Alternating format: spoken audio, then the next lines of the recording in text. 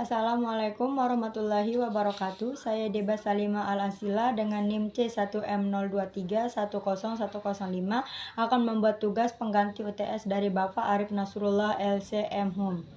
Yang pertama, Islam adalah berserah diri kepada Allah dengan memahaesakannya dalam beribadah dan tunduk dengan melakukan ketaatan dan menjauhkan diri dari syirik. Cara memahami Islam yaitu dengan mengetahui sumber agama Islam itu sendiri, meyakini agama Islam ialah agama yang paling sempurna. Sedangkan cara memahamkan Islam kepada orang lain yaitu kita mesti menceritakan atau menggambarkan Islam sebagai agama yang memiliki landasan, sejarah, nilai-nilai, pesan-pesan, dan ajaran yang indah untuk menjalani hidup. Soal yang kedua, cara membuktikan Islamlah agama yang benar dan agama yang diterima di sisi Allah Subhanahu wa Ta'ala. Pertama, Islam adalah pesan yang sama dari semua nabi. Al-Quran satu-satunya kitab suci yang tidak pernah direvisi oleh manusia, dan Islam lebih mengedepankan logika, akal, dan pengetahuan. Seperti yang sudah ditegaskan dalam surah Al-Imran ayat 19 yang artinya, sesungguhnya agama yang diridhai di sisi Allah hanyalah Islam. Tiada yang berselisih orang-orang yang telah diberikan Alkitab, kecuali sesudah datang pengetahuan kepada mereka. Karena kedengkian yang ada di antara mereka, barang siapa yang kafir terhadap ayat-ayat Allah, maka sesungguhnya Allah sangat cepat hisabnya. Yang soal nomor 3, bukti bahwa Allah itu yang pertama adanya pertukaran siang dan malam yang teratur. Yang kedua adanya benda-benda langit yang mengelilingi matahari secara teratur. Yang ketiga adanya Al-Quran dan segala kebenaran di dalamnya. Yang keempat adanya makhluk hidup termasuk manusia. Yang kelima adanya air, udara, api, tanah, dan semua elemen kehidupan lain.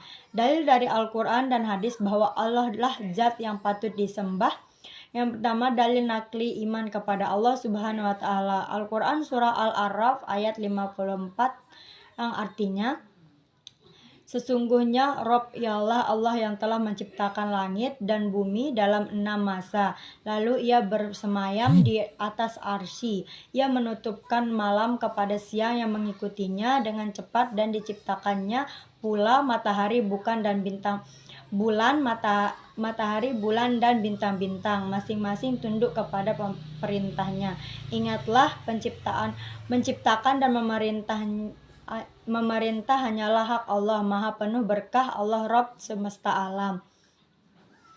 Yang keempat, ya sebaik-baik makhluk, karena Allah Subhanahu wa Ta'ala memberi manusia kemampuan untuk berpikir dan berkehendak sendiri. Dengan kemampuan berpikir dan kehendak sendiri, inilah manusia bisa menjadi lebih baik dari malaikat, atau mungkin sebaliknya.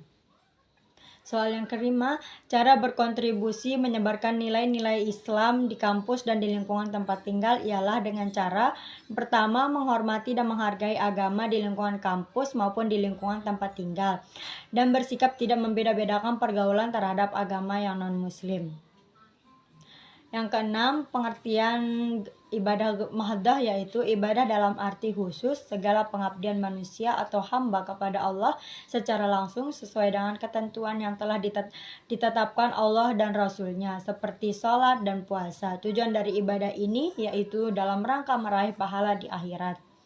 Sedangkan ibadah ghairu mahdah adalah setiap pekerjaan yang hukum asalnya mubah atau boleh dilakukan, yang berubah menjadi ibadah tergantung dari maqasid atau tujuan dari pelaksanaan perbuatan itu sendiri. Contohnya seperti bersedekah, senyum, kerja, dan masih banyak lagi. Tujuan dari ibadah ini ialah untuk memenuhi dari kebutuhan duniawi, bukan untuk meraih pahala di akhirat. Yang ketujuh, 3 doa yang biasa saya baca setelah sholat. Yang pertama, la ilaha illallah wahdahu la syarika lahu, lahul mulku wa lahul hamdu wa huwa ala kulli syai'in qadir. Yang kedua, Allahumma inni nas'aluka salamatan fid din wa afiatan fil jasad wa jiratan fil ilmi wa barakatan fil rizki wa taubatan qoblal maut wa rahmatal indal maut wa maghfiratan ba'dal maut. Yang ketiga, Allahumma ghafirli wali walidayya warhamhuma kama rabbayani shaghira. Sekian dari saya. Wassalamualaikum warahmatullahi wabarakatuh.